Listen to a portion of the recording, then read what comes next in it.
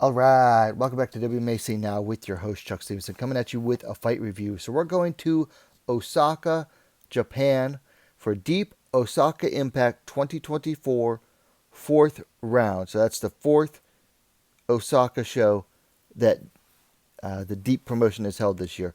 We're going to the Atomweight main event. Hometown girl Moeri Suda coming in at 11-6, taking on Akari Kamise, who's coming in at 4-1.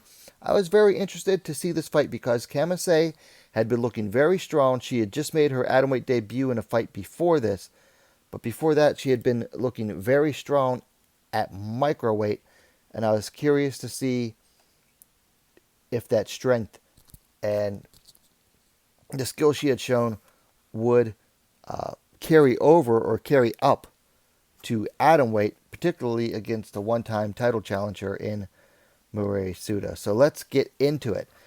First round, the size difference was immediately noticeable. Suda was the bigger fighter. Even we're talking someone going from microweight to atomweight, we're still talking noticeable size difference here. Nice knee landed by Suda. Suda high kick. Then Kamise was stuck on the outside, which tended to be a theme throughout the fight here. Suda caught a kick, took Kamise down. Now Kamise scrambled, but Suda landed in side control, winning the scramble. Now she tried to get an arm triangle attempt, and she looked like she had it locked in. However, Kamise did really well using her legs to keep Suda on the opposite side, meaning she couldn't squeeze the arm triangle effectively. Now Kamise got out of the arm triangle, and Suda was standing over her. Now Suda decided to re-engage and immediately went for an armbar, but Kamise got out. Both were back to their feet. Now Kamise took Suda down off of a kick, but Suda immediately went for an armbar, and then when Kamise got out of the armbar, Suda grabbed a leg, went for a leg lock. Now Kamise fought it for a while Suda tried to adjust, and I think they were, fighting back and forth over that leg lock for about a minute, a little over that, when the bell rang. So I had Suda well ahead after the first round. Now, second round, Suda backed Kamise up with some punches. Kamise was throwing some kicks. Kamise threw, I believe it was her third kick, but it was like by itself. So Suda caught it, took Kamise down. And now Suda started like stacking her, which is like when she basically like stacks Kamise's body onto her own head and shoulders. But she was unable to pass the guard. Suda started throwing some punches from above. Kamise scrambled, but then Suda trapped her in like this weird position. I can't even really describe it. But then she threw on the armbar after a further scramble. So had Kamise in a weird position. There was a further scramble, and then boom, Suda threw on the armbar from the scramble. Now Kamise fought it. She tried to roll out of it a little bit, but it just really allowed Moeri Suda to tighten it, and that forced a tap from Kamise. So your winner is Moeri Suda via submission due to armbar, 2 minutes, 7 seconds of the second round. Now, I said that I was waiting to see if Kamise's abilities and skills could carry over to atomweight.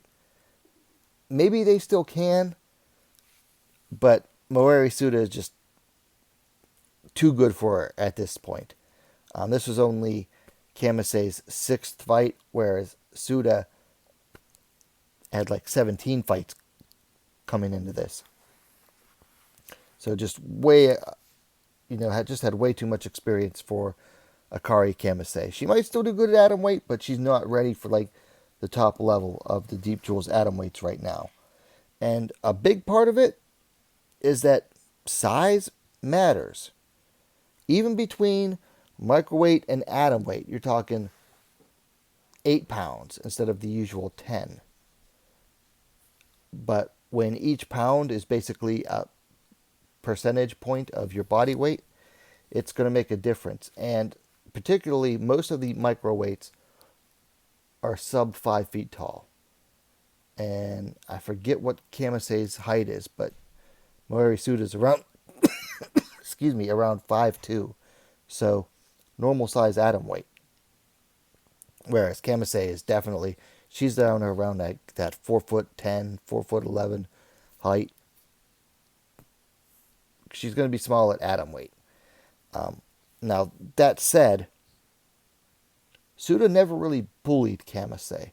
Like, she didn't just use her size and strength to her advantage. It was really all about throwing on the techniques.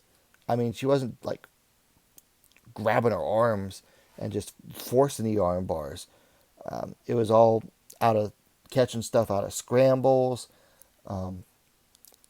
used her striking to back Kamise up, caught the kicks for the takedowns.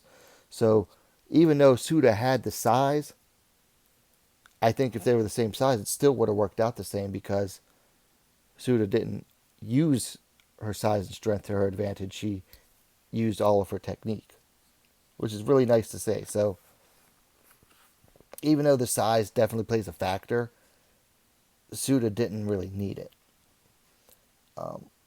And final note I have here is that this marks the 7th armbar win for Moeri Suda in 12 wins. So this is her 12th win. 7 of her wins have come by way of armbar submission. She is just an armbar machine. Now, sometimes it works against her because if she can't get it early, like in the first round or early in the second round, those tend to be fights where she loses. But for the most part, it works out for her. Really nice to see. And you know what? Specialists are fun to watch, as long as they're exciting. Let's talk. I'm going to skip over things to work on because it was hard to say. I mean, Moeri Suda did really well. Didn't really see too much for her to work on. And for Akari Kamise, she just got outworked and out-hustled. So it's hard to really say what she needed to work on. I would say, if anything, okay, for Akari Kamise, she needs to work on not throwing naked kicks. Either set them up or follow them up with something after. Set the kicks up with punches or follow the kicks up with punches. But let's talk fights to make. For Akari Kamise, she might stick around at atom weight, in which case she has plenty of fights, or she could go back down to microweight. She's definitely sized more for microweight. For Moeri Suda, she pretty much called for a title shot. Now that means fighting Seiki Izawa, who is the current Deep Jewels Atomweight champion. All I can say to that is good luck getting Seiki Izawa to come back to Jewels to defend that Atomweight title. She's never defended her Deep Jewels Strawweight title, and she's had that since like 2020, 2021. She's never defended the Ryzen belt, and she's about to fight this New Year's Eve, and it's a non-title bout, and she's had that for a couple years now, and she won the Deep Jewels Atomweight belt earlier this year. Don't look to Seiki Izawa to defend any of her belts. That's clearly not on her agenda. So you can call for the title, but I think the best she's going to get is an interim championship. Anyway, those are my thoughts. Moeri Suda defeats Akari Kamise, picks up another armbar win, this time in the second round. Let me know your thoughts in the comments below. Hit that like button, and while you're at it, go ahead and subscribe to WMMAC Now, the best, most complete women's mixed martial arts dedicated platform on YouTube. The fight is up on YouTube. I'll link it. We'll see you next time.